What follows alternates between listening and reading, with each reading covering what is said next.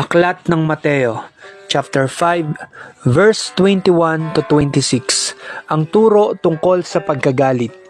Sinabi ni Jesus, "Narinig ninyo na nung unay iniutos sa mga tao, huwag kang papatay.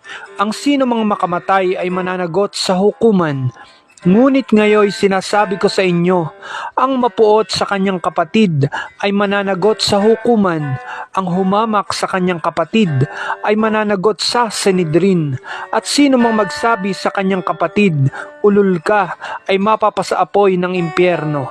Kaya't kung maghahandog ka sa Diyos at maalala mo na may sama ng loob sa iyo ang kapatid mo, iwan mo muna ang iyong handog sa harap ng dambana at makipagkasundo ka sa Kanya, saka ka magbalik at maghandog sa Diyos.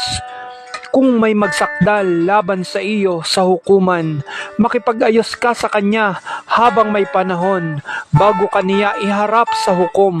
At kung hindi, ibibigay kaniya sa hukom na magbibigay naman sa iyo sa tanod, at ikaw ay mabibilanggo.